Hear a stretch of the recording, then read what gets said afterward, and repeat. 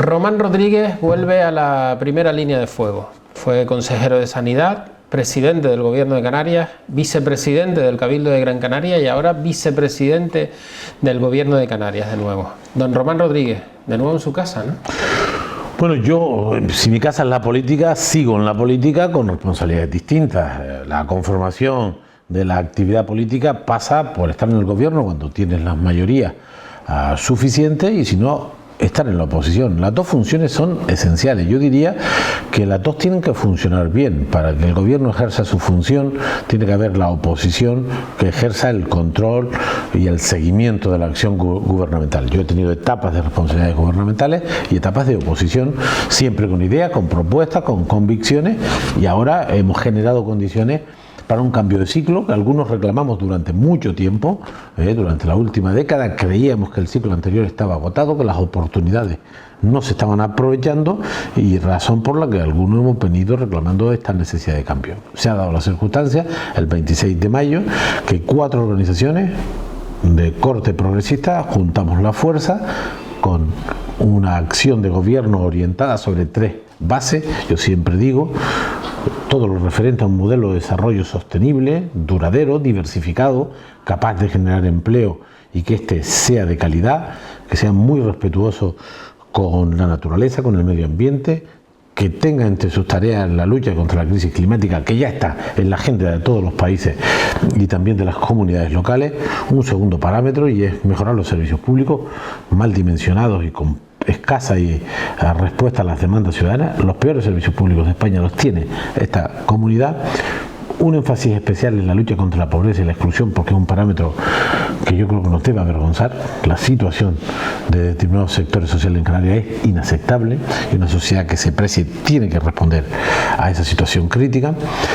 Y un tercer elemento clave tiene que ser la defensa de nuestras singularidades. Somos un territorio singular, alejado, pequeño, con problemas de materias primas, con dificultades para desempeñar actividades económicas, alejado del continente, y por lo tanto hemos conseguido en el Tratado de Funcionamiento de la Unión Europea un estatus de región ultraperiférica que nos permite políticas distintas en Canarias, también las políticas fiscales, y por lo tanto defender nuestros derechos en la Unión es muy importante, y también defender nuestros derechos y elementos diferenciales frente a los poderes del Estado. Ahí tenemos alguna referencia en la Constitución. Hay leyes como la ley fiscal del REF o la ley económica que reconocen singularidades, y el propio estatuto, de manera que sostenibilidad, servicios públicos y justicia social y defensa de nuestro fuero son las líneas conductoras de este pacto de progreso que hemos conformado 4 fuerzas políticas, 37 diputados y diputadas, y que ahora estamos articulando a través de un gobierno y sus equipos para tratar de recuperar lo que a nosotros nos parece que deben ser nuevas realidades en Canarias en los próximos años, ¿no? Por primera vez en la historia, 4 partidos políticos para conformar el gobierno. ¿Cómo va a ser este nuevo gobierno de Canarias a 4? Pues tiene que ser un gobierno que reconozca que está conformado de colores distintos, con 4 colores, y por lo tanto la primera condición del éxito de un pacto entre partidos distintos es ser consciente de que estamos sumando a organizaciones, a personas con historia y sensibilidades distintas, y por lo tanto la resultante no puede ser lo que cada uno de nosotros queramos, sino el punto de encuentro. Es decir, hay asuntos que estarán sobre la mesa de este gobierno que igual no es la propuesta original de ninguno de nosotros. ¿Por qué? Porque el proceso de diálogo te obliga a buscar el entendimiento. Digamos que para tener un gobierno de todos no puede ser en particular de ninguno, ¿eh? Y tiene que ser la síntesis, el encuentro entre las 4 organizaciones. Y eso es lo que se reflejó en el documento, digamos, más político que suscribimos. En primer lugar, eso es lo que está detrás de la conformación del gobierno y de sus equipos, y es lo que estará también en el documento más de acción de gobierno que tendremos en septiembre. Está muy avanzado, son las tareas de gobierno las que nos han obligado a priorizar lo urgente para dar respuesta a temas serios, ¿no? Por lo tanto, conciencia de que somos 4, de que hay que ser generoso, de que hay que ser consciente de que las mayorías absolutas desaparecerán, nunca las tuvimos, pero van a ser muy complejas, Y por lo tanto, programa, diálogo, entendimiento, respeto y generosidad, ¿no? ¿Cuándo pensó Román Rodríguez que el Pacto de Progreso podía llevarse a efecto? ¿Cuando se rompió el de centro derecha o cree que antes la posibilidad era más real de lo que parecía?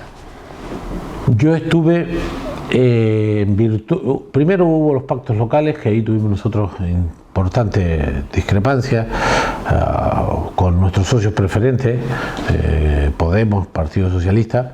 El ayuntamiento es tan relevante para nosotros como Teror, Santa Lucía o Telde. Y las razones son complejas, las explicamos en su momento, los pactos tienen niveles distintos, pero aquello supuso una importante tensión y Nueva Canaria, que fue primera fuerza, por cierto, con 3 mujeres en esos 3 importantes municipios, Teror, Santa Lucía y Telde, cuando vimos que no había opción porque la dirección insular del Partido Socialista se había colocado en una tesis distinta a la que teníamos apalabrada, que era formar gobiernos de progreso, pues yo me senté con el resto de las fuerzas, incluida con Coalición Canaria, y producto de ese proceso de diálogo para salvar los ayuntamientos en los que habíamos ganado pero no teníamos mayoría absoluta, nos invitaron a una reunión del pacto de centro-derecha. Yo después de esta reunión supe que no iba a haber pacto de centro-derecha. ¿Por qué? El famoso viernes en el Palacete de Presidencia. Mi conclusión, por mi experiencia, por mi conocimiento de causa, por el conocimiento que tengo con todo el mundo, porque nunca lo he perdido ni lo voy a perder, yo trasladé a mis compañeros, no va a haber pacto de centro-derecha. ¿Por qué? Porque no había mimbre. Porque no había mimbre. ¿Por qué? Esto se tiene que... ¿O por quién? No, por todo, porque yo vi el panorama y sabía que eso no se podía sumar, porque no había ideas, porque no había proyectos, porque no había cohesión, porque no había consideración, porque no había respeto, porque había desconfianza, porque había condiciones para que eso no saliera. No había mimbres para hacer un sexto. Bueno, había mimbres, pero no se podían juntar para hacer un sexto. Mi impresión ese día fue: el pacto de centro-derecha no sale porque aquí no hay condiciones para hacerlo posible, ¿no? Y la responsabilidad en estas cosas siempre es de los más grandes, ¿no? Esto como las cosas en la vida, ¿no? Los padres tenemos más responsabilidad en el manejo de los asuntos familiares que los hijos. Y cuando ellos conformen sus espacios vitales, pues seguramente los más mayores tendrán más responsabilidad que los más jóvenes, ¿no? De manera que eso no salió, ese es su problema. Nosotros nunca estuvimos en esa tesis frente a las confusiones públicas. Pero podrían haber estado. No, nosotros solo estábamos allí para salvar los ayuntamientos en los que habíamos ganado y parecía razonable que aspiráramos a dirigirlos. Y algunos se logró un entente, cierto es que cediendo la alcaldía, como en Telde, pero en el resto no estamos. Aunque no renunciamos en el futuro a recuperar esas posiciones, y estábamos ahí por esta razón. De haberse conformado una mayoría de centro-derecha, nosotros hubiésemos sido, como no puede ser de otra manera, respetuosos con esa mayoría, y estábamos dispuestos a evaluar si tenían mayoría, abstenerlos. Yo me abstuve con Paulino y José Miguel Pérez porque decía: oye, estos señores tienen una mayoría, tienen unas ideas y unas propuestas, yo no puedo impedirlo, no tengo alternativa, puedo ser generoso y abstenerme y dar una oportunidad a la nueva mayoría, y esto no se dio. ¿Y sin mayoría se hubiesen abstenido? No. Es decir, con 34 no. En vez de con 36. Rotundamente no, y fue mi primera aclaración, fue el primero que habló, ¿no? Pues con 36 era irrelevante la abstención, ¿no? Sí, pero es un gesto. Este jueves el Gobierno de Canarias ha anunciado que el agujero en los ingresos de las cuentas de la comunidad autónoma ronda los 430 millones de euros. En torno a 230 que tienen que venir de Madrid y otros 200 porque considera el Gobierno que la previsión de ingresos es errónea, la que hizo el anterior Gobierno. ¿Esto cómo se arregla? ¿De quién es la culpa? ¿Qué solución tiene? Sobre todo, ¿qué solución tiene?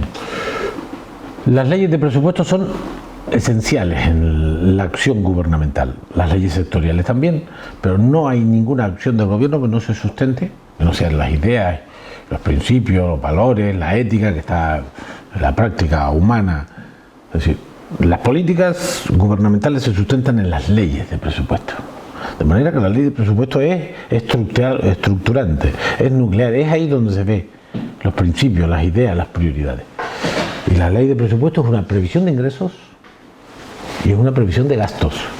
La ley que hemos heredado, porque llevamos aquí 10 días, hizo una mala previsión de ingresos, una fracasada previsión de ingresos, que por ahora ronda los 500 millones de euros. Es decir, va a haber, todo esto va variando en función, por ejemplo, estos días hemos recibido una buena noticia que vienen 18 millones de la pobreza del año 18, que por cierto fue una enmienda de Nueva Canarias, vinieron los primeros 12, faltaban 18 hasta los 30 y vienen, bueno, este ingreso no estaba consignado, lo consignaremos ahora, de manera que hay variables, pero va a haber en torno a 450, 500 millones menos de ingresos. ¿Por qué? Yo creo que la clave es porque lo calcularon mal. Porque uno se puede equivocar un poquito, pero 500 millones sobre un presupuesto en gastos, en ingresos no financieros de 8.000 millones es una cantidad muy significada. Hay una mala previsión de ingresos. Se puede hacer porque uno es torpe o porque lo hace de forma intencionada. Yo no voy a entrar a valorar si se hizo por torpeza o porque había intención de, inflando los ingresos, tener más capacidad de gasto. Pero lo que es evidente que en las fuentes que reducen los ingresos hay, digamos, tres fuentes, por simplificarlo. Una es las transferencias del Estado, que estaban sobre previsiones de leyes de presupuesto que no existían. Es decir, tú haces una previsión, la ley de presupuesto me va a decir que viene tanto.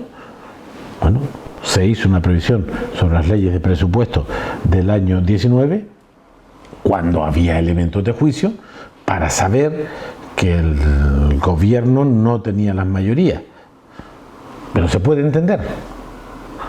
Hay otro elemento que influye en los ingresos, que es la economía. Si tú dices que la economía va a crecer X y luego crece X menos 5, la previsión de ingresos cae. Si es una mala previsión de la evolución de la economía, que es un asunto también de responsabilidad de los que promueven la ley. Y la tercera cuestión es, si usted baja impuestos y encima, contrariamente a lo que argumentó, la economía se iba a revitalizar, pues caen los ingresos. Estas tres fuentes han hecho que por ahora tengamos una previsión de menos 500 millones. Podíamos a macrocifra decir que la mitad de esos recursos que no llegan son producto de que no hay ley de presupuesto. Pues seguramente. Pero no pasa, le pasa eso a Canarias, a Madrid, a Extremadura, a Valencia, al conjunto de las comunidades. Si no hay ley de presupuesto estatal, el despliegue de las competencias de las leyes prorrogadas es limitado. Bueno, lo que pasa también es que hasta ahora sí es cierto que el gobierno socialista con Canarias tiene una lupa distinta a la que tiene con el resto, por lo menos en los últimos años. De hecho, Nueva Canarias incluso ha sido bastante crítico en algunos momentos. Sí, pero hablemos de la ley de presupuesto del 19. Si tú propones que van a venir 200 millones de financiación y no hay ley de presupuesto, no te pueden venir los 200 millones de financiación porque no vienen, insisto, ni para Canarias, ni para Valencia, ni para Madrid. Entonces no se puede decir que no vienen solo para Canarias porque no es verdad. No vienen para nadie. Y hay 6.000 millones atrapados en la Administración General del Estado que con una ley de presupuesto son automáticamente repartidos entre las 15 comunidades de régimen común. Y lo sabía el gobierno y lo sabíamos nosotros.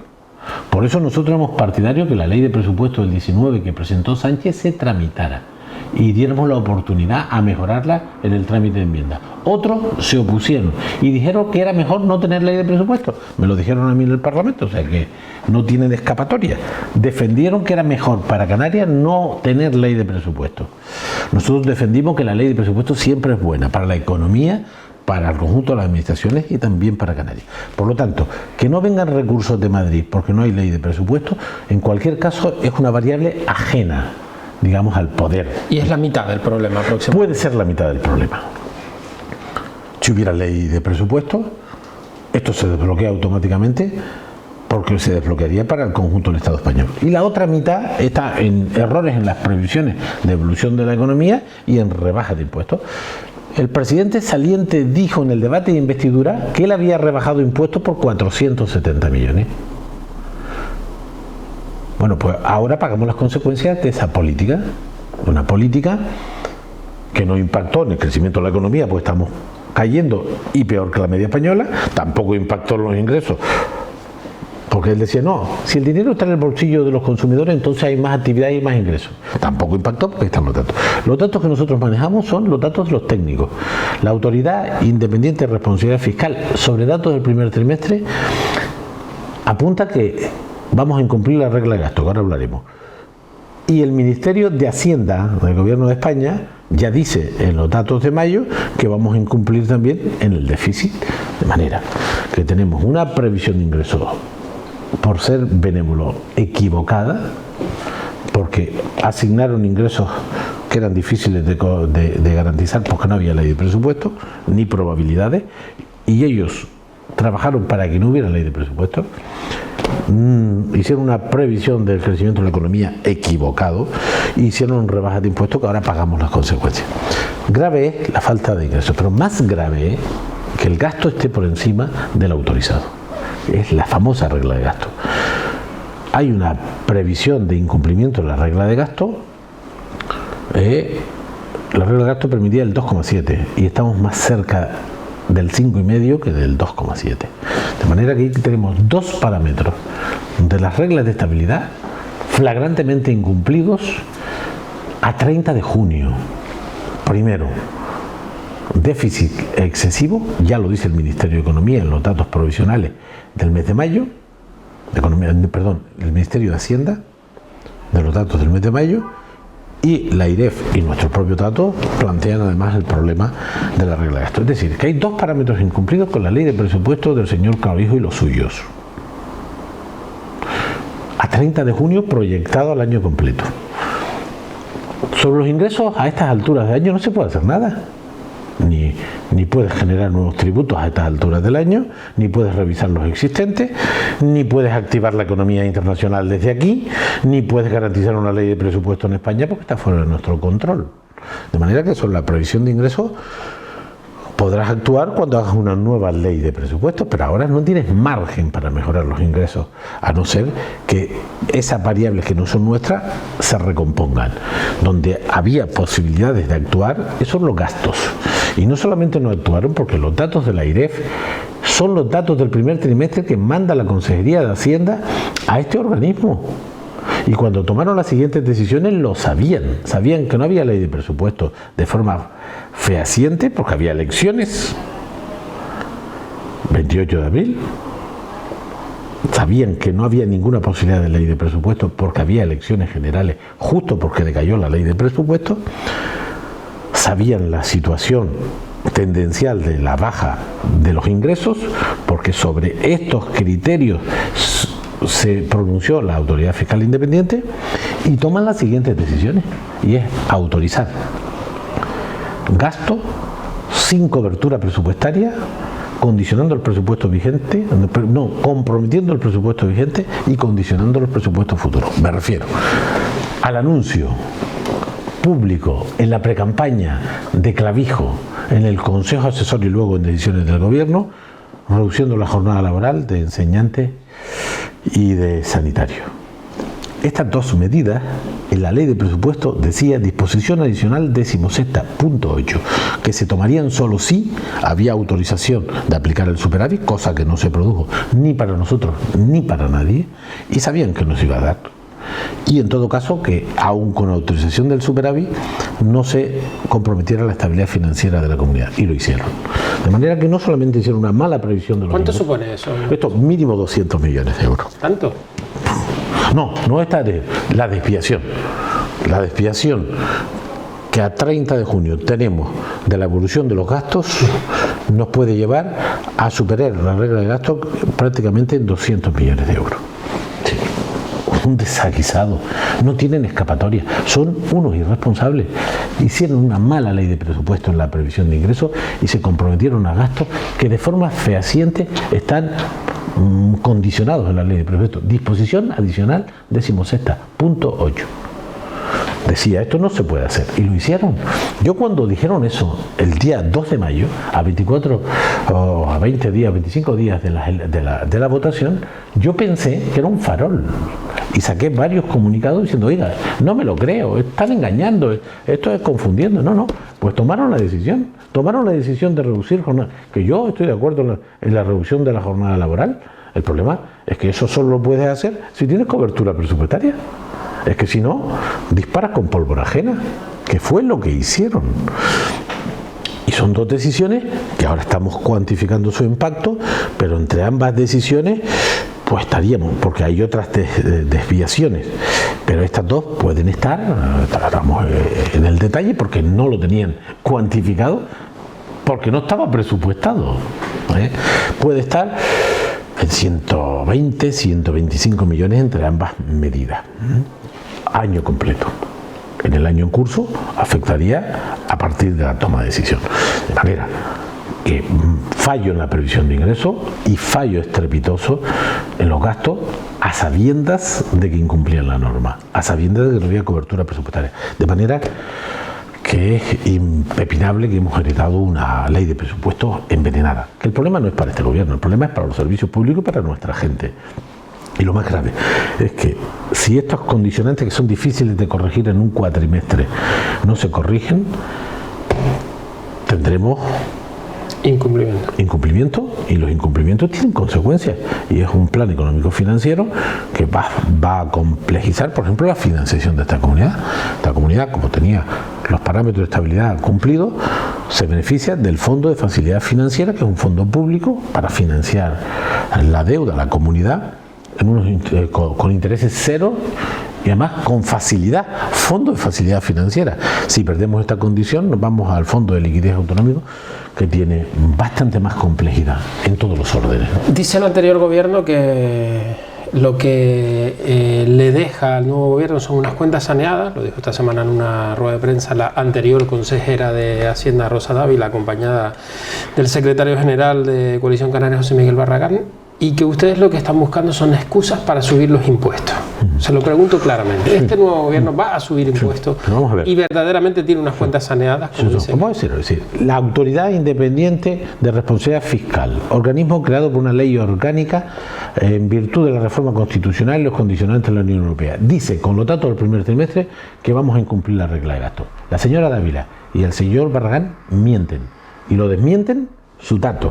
Primer trimestre, solo primer trimestre, la Autoridad Fiscal Independiente dice que incumplimos la regla de gasto. O sea, usted no tiene que comparar mi opinión y la señora Dávila, sino la señora Dávila con la Autoridad Fiscal Independiente. El Ministerio de Hacienda, que monitoriza las cuentas públicas de todo el mundo, dice en mayo que hay déficit excesivo. También dice que junto con el País Vasco son las comunidades autónomas que mejor previsión tienen para poder solucionar el problema. Claro, pero todos están hablando del primer trimestre. Sí. Pero yo tengo los datos de 2 trimestres. Que no los ha analizado la IREF. Que no lo ha analizado, pero lo tendrá que hacer porque ya se los hemos enviado porque es obligado. De manera que las cuentas de la señora Dávila, el señor Clavijo, del señor Barragán, los del PP, de los que le apoyaron, son cuentas que desgraciadamente estuvieron, como he demostrado con datos, mal calculadas los ingresos y tomaron decisiones de gasto de forma indebida. De manera que no tienen disculpas. Han hecho un presupuesto con graves errores en los ingresos y con decisiones políticas sin cobertura presupuestaria. Y han metido a esta comunidad con un incumplimiento de la regla de gasto difícil de evitar, ahora veremos qué se puede hacer, y con déficit excesivo, que ese tiene más difícil el arreglo en este ejercicio. Por lo tanto, esto es lo que hemos heredado, pero no nosotros, Canarias, sus ciudadanos, sus servicios públicos. Y es incontestable porque los datos no son nuestros, son de sus técnicos, que ahora son nuestros en sentido gubernamental del término, son datos del Ministerio de Economía y son datos de la IREF. No van a... Antes triunfaban porque manejaban el poder de cualquier manera, pero ahora no lo manejan. Ahora la verdad se va a imponer. Hemos heredado un presupuesto envenenado. Nosotros, con respecto a la Fiscalía, la mayoría de nosotros, los socialistas Podemos, nosotros nos opusimos a las rebajas fiscales irresponsables del señor Clavijo. Muy irresponsable. Ahora estamos pagando las consecuencias. Dice la IREF que 120 millones de ese problema fueron las rebajas fiscales. Lo dice la IREF, que es un organismo que no tiene nada que ver con este gobierno. 120 millones podía ser el medio punto del IGI que se rebajó. Seguramente, pero no solo. Pero aquí están repercutidos. Sí, aquí se ha rebajado el medio punto del IGI, la telefonía, aquí el IGI para el consumo energético es cero, no pasa en ningún sitio. Pero ni los ricos. Supongo que en Arabia Saudí habrá algo de esto, ¿no? Entonces, esas decisiones fiscales irresponsables, oportunistas, para conseguir un titular, para quedar bien con algunos, ahora las pagamos. Nosotros en nuestro programa electoral, a mí me votó la gente sabiendo que si llegábamos íbamos a revisar la fiscalidad, y al Partido Socialista también, y a Podemos también, pero en nuestro pacto decimos que vamos a revisar el tema antes de saber lo que nos hemos encontrado. La revisión fiscal ahora no solamente era... Está diciendo que ahora es que están obligados a hacerlo. Entre otras cuestiones, porque el plan económico financiero va a consistir en estas cosas. ¿Cómo van a revisar? Pues ya veremos, ahora estamos analizando los datos con detalle, pero entre las cuestiones que tuvo que hacer, por poner un ejemplo, Rajoy frente a la crisis española, de las administraciones públicas, fue subir impuestos. La gente se olvidó. Rajoy hizo la subida de impuestos más importante en la historia de España, porque ellos dicen que en aquel momento no quedaba más remedio que ajustar las cuentas públicas. Ante la revisión fiscal, porque no vamos a hacer nuevos impuestos ni subir, vamos a recuperar una parte de las irresponsables decisiones de Clavijo. Irresponsables decisiones de Clavijo. Es decir, nosotros tenemos la fiscalidad indirecta más baja del mundo. Un 7% para las actividades generales. Esto en el resto de España y Europa está entre el 21 y el 23%. Y si esta sociedad no tuviera problemas, tuviera una sanidad estupenda, pleno empleo, carreteras extraordinarias, política de vivienda, y dice, oye, es que tengo cubiertas las necesidades de la sociedad a la que represento, es que cumplo con creces mis obligaciones estatutarias y me sobra dinero, pues bajo impuestos. No, pero lo hace en una sociedad que tiene un tercio de la población en riesgo de pobreza y exclusión, que tiene los peores servicios sanitarios de España, con el doble de la demora media española, que tiene unos servicios sociales depauperados, que no hace vivienda pública, y a elegir tipo general que tenemos del 7%, que es un tercio, le bajo medio punto. Bueno, ahora pagamos las consecuencias. Y esto lo íbamos a hacer antes de conocer los números. Ahora estamos obligados a hacer una revisión fiscal que no afectará ni a las rentas bajas ni a los trabajadores. ¿Cuándo cree usted que el gobierno puede tener preparado el plan de revisión fiscal que me está diciendo? Para enero. O sea, no antes de enero. Claro. Esto hay que hacerlo. Pero la revisión fiscal es no crear nuevos impuestos, es recuperar una parte de las rebajas irresponsables, demagógicas, que han generado un impacto negativo en las cuentas y que, como se ha demostrado, no han generado el supuesto revulsivo económico que iban a generar. Ahí están los datos. ¿Y no temen una revuelta de los empresarios? ¿De qué empresario? Conjunto. Ya ha habido voces diciendo que una subida de impuestos. ¿Y en qué consiste una revuelta de los empresarios? No una revuelta, ya ha habido voces a nivel local, insular, diciendo que una subida de impuestos ahora no sería conveniente. ¿Y la bajada, cuándo era conveniente la bajada? O sea, ellos, sí, porque, ¿qué pasa? Yo he dicho una cuestión que mantengo de forma categórica. Sobre este gobierno solo manda el Parlamento. Sobre el anterior tengo dudas. Sobre este solo hay una autoridad por encima en términos de influencia, que es el Parlamento. Y por supuesto el respeto a las leyes, al Estado de Derecho en todas sus dimensiones. No haremos nada fuera de la Constitución Europea, nada fuera de la Constitución Española y nada fuera del Estatuto. Pero todo lo que quepa en el marco institucional europeo, español y canario, lo vamos a pelear si eso es bueno para nuestra gente. Discutiremos con las organizaciones sociales y ciudadanas, hablaremos con los empresarios, hablaremos con los sindicatos, hablaremos con los ayuntamientos, con los cabildos, con todo el que se mueva, pero las decisiones, como hicieron ellos, las tomará el Parlamento, que es la representación del pueblo. Y por lo menos yo entiendo todo, pero todo el mundo tiene que entender que sobre este gobierno solo hay una autoridad, que es la mayoría parlamentaria. ¿Existe algún riesgo de que el Estado pueda intervenir las cuentas a final de año? Claro, sí. Intervenir. Esto hay que saberlo modular. Si nosotros incumplimos la regla de gasto, que está incumplida, según la autoridad fiscal independiente, solo con los datos del primer trimestre. Se ratifica esto con los datos del segundo trimestre. Y además va a haber déficit excesivo porque fallan los ingresos y porque ya lo dice el Ministerio de Economía con los datos de mayo. Podríamos estar en incumplimiento de dos parámetros básicos de la ley de estabilidad vigente. Y si esas circunstancias se dan, nosotros estamos obligados este año a intentar ajustar el gasto hasta donde se pueda y, desde luego, el próximo año a tomar medidas para paliar los incumplimientos. Y entre esas medidas está la revisión fiscal. Y esto lo haremos nosotros si nos toca, pero lo hubiera hecho cualquiera. Y si no, que le pregunten a Rajoy.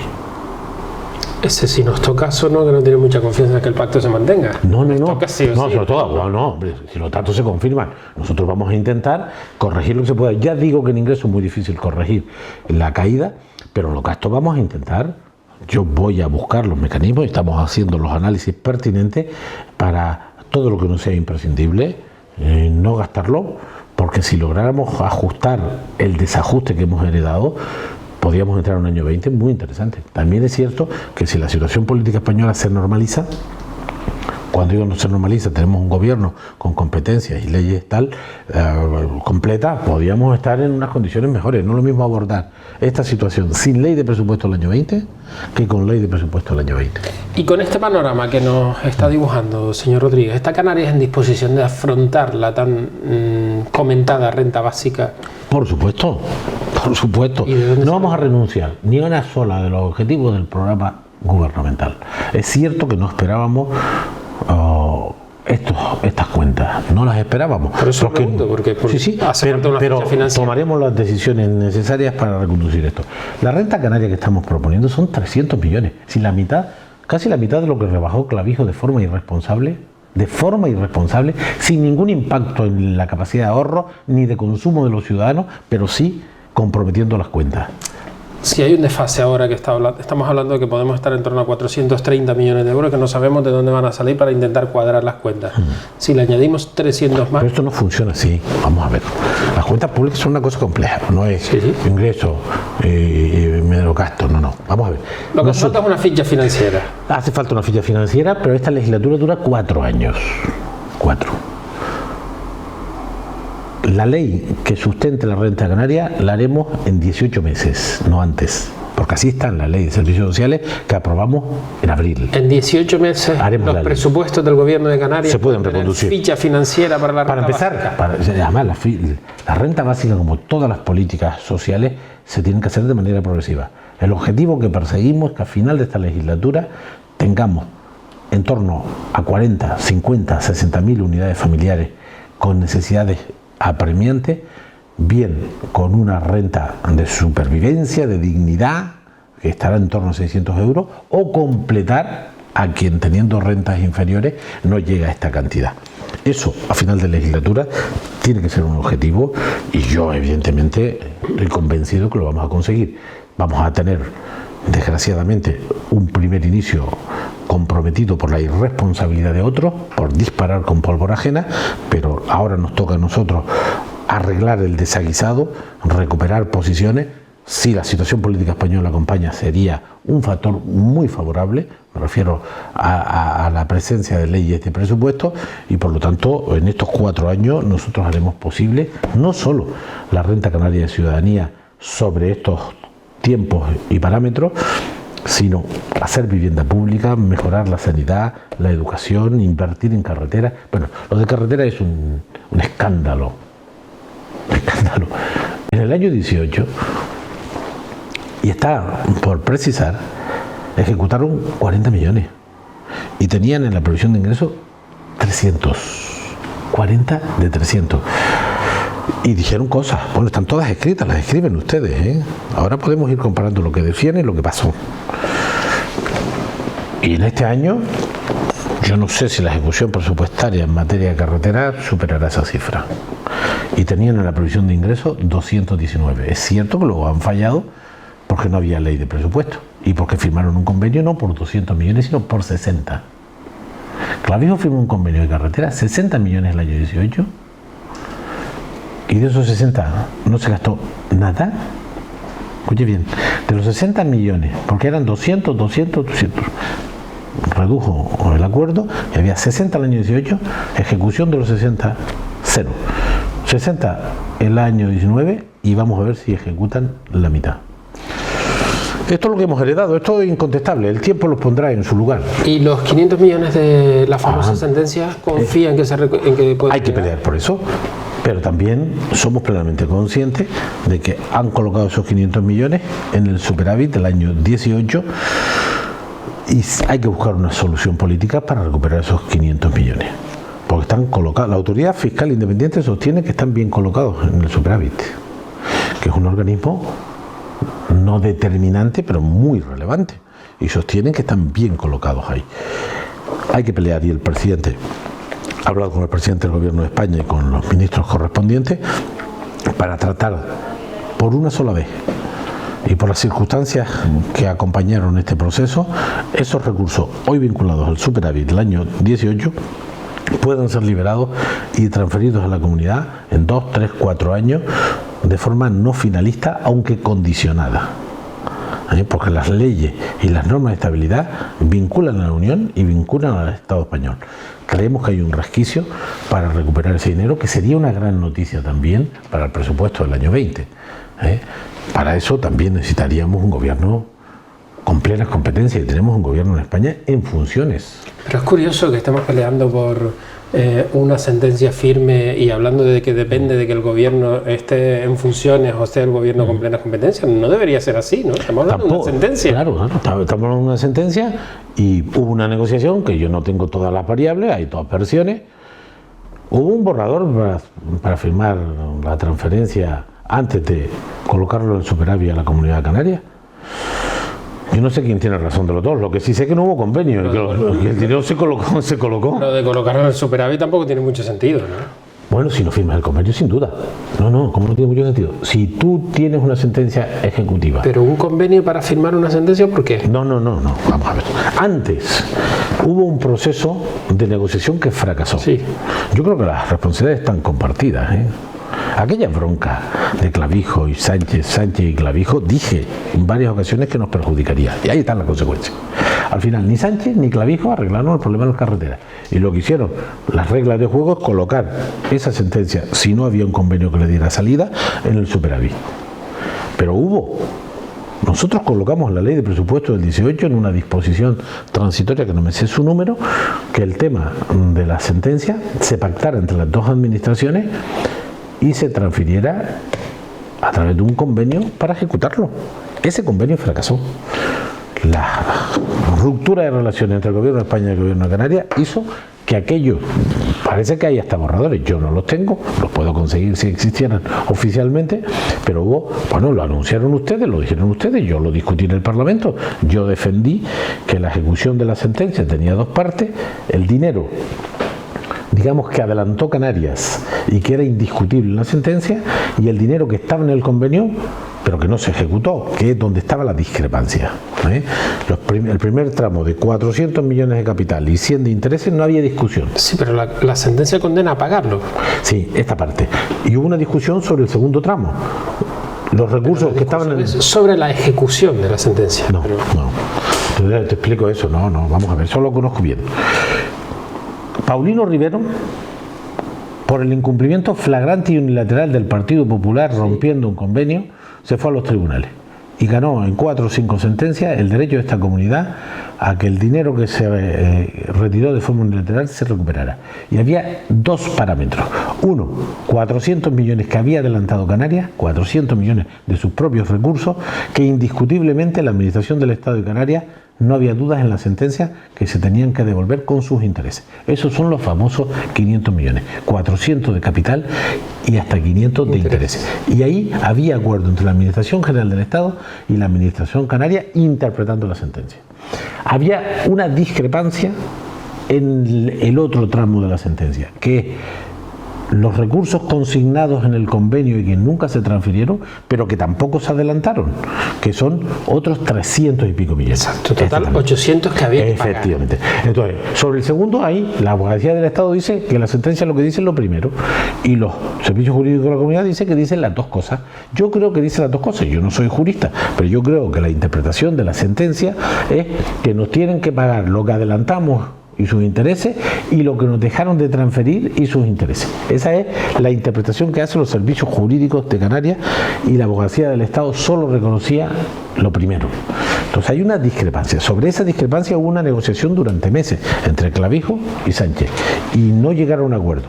Y se planteó, oye, firmemos un convenio por lo que estamos de acuerdo, que son los primeros 500. Dicen que se redactó el convenio, pero en la bronca que tenían, como siempre, pierde Canarias. Esa bronca fue muy negativa y al final no se firmó el convenio. Y como se acababa el año, las autoridades españolas, las autoridades de Hacienda, utilizaron esos recursos que no se habían conveniado antes de finalizar el año correspondiente y lo colocaron en superávit. Y ahora tenemos doble trabajo, que seguimos defendiendo que esos 500 millones son nuestros, que deben ser transferidos de manera no finalista, pero tenemos un problema adicional técnico, jurídico, complejo, y es que están colocados en el superávit. Y sigue habiendo pendiente la interpretación del segundo tramo. Esta es la razón por la que el Gobierno de Canarias pide una aclaración de sentencia al tribunal. Y le dice, oiga, señores del tribunal, ¿ustedes qué dijeron? ¿Una cosa y la otra o solo una cosa? Y se está pendiente de ese asunto. Sobre esos 500 millones nosotros seguimos defendiendo que se dé una solución política y se busque la vía legal para que esos 500 millones se recuperen, vengan a Canarias de manera no finalista, aunque vengan condicionados por las reglas del juego de estabilidad a determinadas limitaciones, pero eso sería una gran noticia para el presupuesto del año 20, como sería una gran noticia que tuviéramos presupuesto estatal, y la mejor sería que la economía se recuperara y fuéramos todo de maravilla, y eso hará que, por ejemplo, la revisión fiscal pueda ser de una manera u otra, en función de las variables de ingresos. Tú actúas. Si yo no necesito tocar la fiscalidad, no la toco. Yo solo la tocaré si la necesito para cumplir con los deberes del gobierno, y lo haré de forma justa, progresiva, y no tocando a la renta baja y no tocando a los consumidores básicos, ¿no? Decía usted antes que después del 26 de mayo se produjo una tensión entre el Partido Socialista y Nueva Canaria en virtud de intentar el Partido Socialista alcanzar acuerdos en ayuntamientos donde había ganado Nueva Canarias con otras formaciones políticas. ¿Esa es la causa de que haya habido tanta tensión en el Cabildo de Gran Canaria para firmar ese pacto? Pues todo se relaciona, es muy difícil, esto es un país chico, ¿no? Es decir, las cosas que pasan en los ayuntamientos influyen en los cabildos, lo que pasa en los cabildos influye en Canarias, y lo que pasa en Canarias... Un país, dijo. Un país, sí, nosotros somos un país, somos una comunidad con historia, con identidad, con estatuto político. Sí, yo hablo de país canario, siempre lo he dicho, ¿no? Y formamos parte del Estado español. Es decir, como no aprendamos a entender que España, la España moderna, democrática, constitucional, la conforman pueblos distintos con unas reglas que se tienen que cumplir, pero las identidades, la cultura, la tradición, las singularidades, por ejemplo, nuestras singularidades económicas y fiscales no las tiene ningún otro territorio de España y no las puede tener nunca, porque nadie tiene las condiciones de la historia, de la cultura y del hecho físico de estar en medio del Atlántico, perteneciendo a un espacio político, institucional y democrático como es el Estado español y la Unión Europea, ¿no? De manera que esa es una terminología propia del nacionalismo. Un país dentro de un Estado. Un país dentro de un Estado. ¿El País Vasco qué es? Cataluña tiene una identidad. Hasta Madrid tiene su lógica, su cultura, su idiosincrasia. Este es un Estado complejo, un Estado compuesto, donde las distintas realidades territoriales, culturales, identitarias se pueden juntar para ser un Estado fuerte, como los países de la Unión, los grandes países, las grandes naciones europeas. Hay una diferencia muy importante entre Italia y Alemania, muy importante, ¿no? Pero se ha logrado un nivel de integración interesante, ahora está en crisis, ¿no? Es decir, es perfectamente posible sumar los esfuerzos, los intereses y generar dinámicas en positivo, por supuesto en el Estado español, pero también en la Unión, ¿no? Hablábamos de la influencia de los pactos locales influyen, pero yo creo que lo que pasó en Tel de Santa Lucía y en Tenor tiene una dimensión local, nosotros lo hemos analizado, lo hemos evaluado, tenemos nuestra estrategia ahí. En el Cabildo Insular de Gran Canaria hubo tensiones en la campaña, durante y después, y se encausó, pero cada plano tiene su nivel, ¿no? Cuando en la Ejecutiva Nacional, que evaluábamos los resultados de las locales, había gente que decía, oye, esto debe condicionar lo otro. Y hubo muchas intervenciones, decenas de intervenciones, y decían, no hay que ponerle la luz larga. La institución que más estructura, por sus competencias, por sus medios, la vida de la gente, el futuro de Canarias, es el gobierno, es el Parlamento. Ahí está la capacidad de hacer leyes, ahí está la capacidad de decidir dónde van los recursos, de captar recursos para que vayan a eso que creemos prioritario. De las estructuras de poder, los ayuntamientos son muy importantes porque están dando respuesta a la vida de la gente cada día. Los cabildos tienen unas instituciones muy potentes, muy poderosas en Canarias.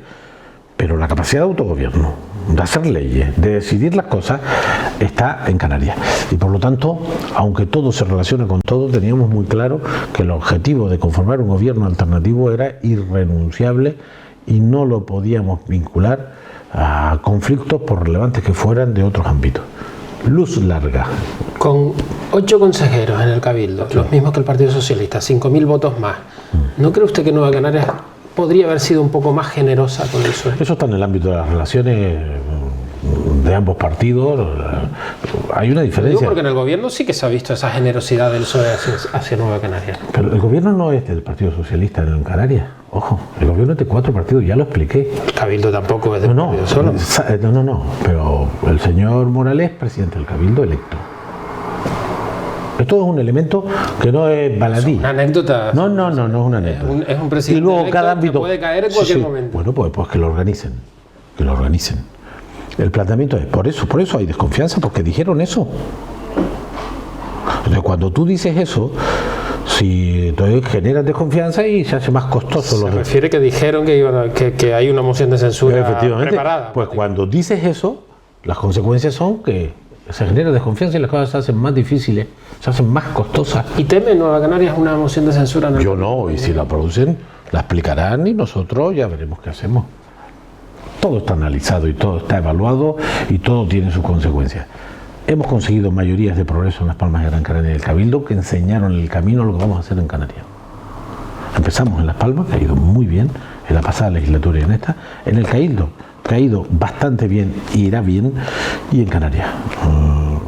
Ese camino no lo van a quebrar las visiones cortoplacistas que siempre existen, ¿no? De manera que hay mayorías progresistas en la mayoría de los ayuntamientos y cabildos de Canarias y también en Canarias, y eso no se va a quebrar, desde luego no se quebrará por Nueva Canarias, y el objetivo es demostrar que es posible hacer otras políticas, que se pueden hacer las cosas de manera distinta, que se puede atender a la ciudadanía de manera prioritaria y que se puede construir una Canaria con futuro, manejando nuestras capacidades, competencias y oportunidades. Por último, señor Rodríguez, ¿hay que refundar el nacionalismo en Canarias? Supongo que se lo han preguntado cientos de veces en las últimas... Yo siempre digo que sí. ¿Cómo y con quién? Yo no concibo... yo milito en partidos nacionalistas desde el año 75, antes de que hubiera democracia en España. Es decir, yo he sido siempre nacionalista y siempre he sido un hombre progresista, siempre. Hay otros que se sumaron al nacionalismo décadas después y yo me alegro porque entre más seamos, mejor. De manera que la gente que tiene de mi generación, que está en Nueva Canaria, estamos en el nacionalismo desde chiquititos. De manera que creemos en la necesidad de partidos propios, diferenciados, que en el marco de las reglas españolas y europeas acentúe la defensa de lo propio, en lo cultural, en lo histórico, en nuestro patrimonio. Mira esa gran noticia que supuso las montañas Sagrasca y Risco Caído en Gran Canaria. Que tenga presente nuestras singularidades territoriales, la lejanía, la insularidad, el estatus que hemos conseguido en Europa, el red fiscal, el red económico. Hay competencias que solo pueden ser nuestras porque nadie tiene esta condición archipelágica que tenemos nosotros. De manera que todo eso tiene que tener como expresión partidos propios. Yo sostengo que los partidos de orden estatal, no importa que sean de derecha y de izquierda, cuando hay que elegir, se sacrifica Canarias. Esa es la historia de los 40 años de democracia. De manera que nosotros siempre nos hemos mantenido aquí, estamos aquí y seguiremos aquí, y buscaremos cualquier proceso de entendimiento con otras familias del campo del nacionalismo con una condición, y es compartir el análisis y las propuestas. Se va a demostrar, se ha demostrado que esto no es un problema de personas, porque ya no está ninguno de los que estaban. ¿Se refiere a que con los que estaban ya el nacionalismo no se puede refundar? No, me refiero a que había una tesis en el ámbito de coalición que el problema de la unidad era un problema personalista, decían. Un análisis sesudo de la realidad, ¿no? Por eso le preguntaba. No, entonces, ¿Cómo y con quién? ¿Cómo? Pues compartiendo un análisis de la situación de Canarias. ¿Cómo? ¿Qué nos pasa en nuestra democracia? ¿Qué pasa en nuestra economía? ¿Cuál es el valor que se da al territorio? ¿Estamos construyendo una sociedad justa e igualitaria o estamos haciendo una sociedad para unos cuantos? ¿Qué modelo económico? ¿Qué sistema de servicios públicos? ¿Qué mecanismos de solidaridad? Es decir, Clavijo llegó a decir que la renta canaria allí, eso lo que hacía era cronificar la pobreza. Por eso lo hacen los vascos, ¿no? Que como se sabe, los vascos tienen una renta hace 12 años porque lo que quieren es cronificar la pobreza. Es decir, tenemos que ponernos de acuerdo qué hacemos con la pobreza, y ellos lo que hicieron fue mirar para otro lado, abandonar a la gente excluida. Nosotros defendíamos un sistema electoral más democrático, más accesible, más proporcional. Ellos no querían tocar nada. Nosotros defendemos un modelo de desarrollo sostenible, preocupados por el territorio, por sus singularidades. No hicieron nada contra la crisis climática, nada. Entonces, claro, si uno no está de acuerdo en las cosas de la vida, que son estas, ¿te juntas para qué? Por lo tanto, la primera condición de juntar gente en torno a una necesidad ineludible, estratégica para Canarias, que es tener un partido propio, influyente, para defender esas singularidades, son las ideas, son los programas. Y las personas que lo hagan posible. Nosotros estamos abiertos, siempre lo hemos estado, a confluir con otros sectores sociales del campo del nacionalismo, porque creemos que es imprescindible. Ahora que tocarán el suelo, porque algunos se creían que iban a estar en el poder siempre, y en el poder se está un tiempo y después si la gente te quita, pues te vas. O sea, y estas cosas pasan. Nosotros estamos abiertos a ese proceso de diálogo con gente procedente de coalición, con gente que no está en ningún partido. Hay gente joven, yo estoy conociendo gente joven, muy bien formada, que salieron de Canarias, pero que son gente con una visión del papel que debe jugar Canarias como pueblo, como historia, como país, en el marco de España y de Europa. Tenemos que juntar fuerzas, refundar, seguir avanzando. No renunciaremos a seguir construyendo un partido nacionalista fuerte. Yo creo que tiene que ser un partido de base popular y que tiene que pensar en la mayoría social, no solo los poderosos. Tiene que ser un partido ambientalista, un defensor del medio ambiente, del territorio, de la lucha contra el cambio climático, y tiene que ser un partido inclusivo, es decir, que ayude a la gente que peor lo pasa, a la gente más necesitada, sobre esa base de un nacionalismo, digamos, con un modelo de desarrollo sostenible, con la inclusión como preocupación y la defensa de la identidad, de la cultura, del fuero económico y fiscal. Hay mimbres para sumar mucha gente y estamos abiertos y no renunciaremos a ello y aceptamos cualquier debate en este terreno. Y ahora que ya no tienen poder que repartir, pues a lo mejor entienden que este es el camino, ¿no? ¿Cree usted que a un próximo proceso electoral, vamos a hablar de a 4 años vista, habrá un nuevo nacionalismo en Canarias? De luego, si fuera por nosotros y sobre cosas como estas que hemos hablado, sin duda. Yo no tengo dudas y pondré todo lo que esté de mi mano, y alguna influencia tengo en mi partido y en algunos otros sectores económicos y sociales, para sumar y articular una organización nacionalista fuerte, de corte, como he dicho. Si no estamos pidiendo aquí cosas extrañas, estamos diciendo, oye, tiene que ser un nacionalismo que a la gente que no tiene nada le ayude. Le hace el País Vasco. Es que en el País Vasco hay una política social y de integración extraordinariamente generosa. 4 veces más generosa que la que tenemos nosotros en términos cuantitativos.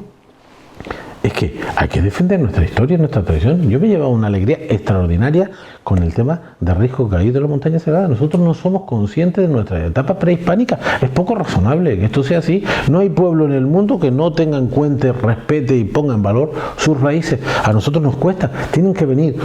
Hombre, el trabajo lo hicieron la gente del Cabildo, sus técnicos, sus dirigentes. Ahí Antonio ha hecho un gran trabajo porque se ha promovido esto en los últimos 4 años de manera intensa. Es decir, pero ha sido un valor. Es decir, oye, es que aquí había gente antes que nosotros y tenían estos valores. Bueno, eso tiene que estar en la construcción de un espacio político propio, que entienda, que valore nuestras raíces. Por supuesto, tenemos unas condiciones extraordinarias, privilegiadas. La gente que viene aquí quiere ver naturaleza, quiere ver conservacionismo, quiere ver energías renovables, no puede ver atascos, no puede ser que el agua que consumimos no se sanee, hombre. Pues aquí a gobiernos anteriores no les ha importado este tema. El agua que consumimos no tiene el nivel de saneamiento que exigen las leyes y que exigen nuestros clientes. De manera que sobre esa base podemos construir un partido propio que defienda historia, identidad, medio, modelo económico, justicia social, respeto a nuestro estatuto de autonomía, que habrá que seguirlo mejorando, al REF económico, al REF fiscal, a nuestra condición de región ultraperiférica, a mantener nuestro diferencial fiscal responsablemente. Yo sé defender. Y tengo que ver mucho con esa conquista, el 75% para bonificación del movimiento de personas en barco y en avión, o el 100% para las mercancías producidas en Canarias. Lo he defendido yo en nombre de Nueva Canarias con el presidente del gobierno anterior. Es verdad que lo teníamos cogido con el diputado 176, pero lo que yo no sé defender es por qué tenemos un IGIC 10 puntos por debajo para un coche que cueste 70.000 euros. Yo esto no sé defenderlo. No sé defenderlo. Se ha puesto ahora en discusión el tema de la ley del pan. El gobierno de España saca un real decreto, ha tenido su impacto, para, digamos, garantizar la calidad de las cosas que consumimos en esa materia, y basa el IVA del 10 al 4% para una serie de productos de esa. ¿Sabe cómo está en Canarias el pan? 0%. ¿Desde cuándo? Hace décadas. No es verdad que los impuestos indirectos no puedan ser progresivos. Claro que son progresivos. Si usted consume pan, inevitablemente, aceite y verduras, yo le pongo el 0%, estoy reconociendo que esos consumos son para el conjunto de la población y por lo tanto, digamos, consumos básicos, esenciales, vitales, y pongo 0%. Pero si usted se quiere comprar un coche de 70.000 euros, yo le pongo a usted elegir de un consumo de lujo. Entonces nosotros eso lo vamos a tener en cuenta, la progresividad también en los impuestos indirectos. Si usted gana 300.000 euros no puede pagar los mismos impuestos que gana 18. Quien gana 18 no le puedes cobrar impuestos, hombre. Porque con 18.000 euros, no. ¿Qué va a pagar alguien que gana 18.000 euros? Pero quien gana 300 tendrá un IRPF en función de 300, quien gana 18 no pagará impuestos, o 12, lo que digan las leyes, no soy un experto en la materia. Y si usted el aceite, el pan y la verdura se lo pongo al 0, pero si usted el móvil no se lo ponga a 0, ni el consumo eléctrico se lo ponga a 0, porque no lo tiene nadie en ningún lugar, ¿no? Entonces, progresividad en esas cuestiones. Y son cosas que desgraciadamente los gobiernos anteriores no han tenido en cuenta, y nosotros las vamos a tener en cuenta. Todo lo que hagamos lo haremos en el marco de la Constitución Europea, Española y el Estatuto. No haremos nada fuera de las reglas, aunque no nos gustaran, pero todo lo que dicen esas leyes lo vamos a tratar de conquistar para nuestra gente, porque es de justicia. Y ahí están los partidos estatales y los partidos canarios. Y los partidos estatales, con los que yo tengo una excelente relación, el día que tengan que tomar decisiones de orden estatal, van a prevalecer la visión de España. Lo hemos visto con el PP, con el PSOE, la etapa de Felipe, de Zapatero, la etapa de Aznar, de Rajoy. Necesitamos un partido canario fuerte aquí y en las Cortes Generales y en el Parlamento Europeo. Y nosotros contribuiremos a recomponer ese espacio siempre que se haga sobre principios, sobre ideas, sobre programas, sobre proyectos. Y yo creo que esa tarea nosotros podemos contribuir a ella, y yo lo voy a intentar en la medida de mis posibilidades, y porque la necesidad sí que está clara, ¿no? Señor Rodríguez, muchas gracias por esta entrevista. Un placer.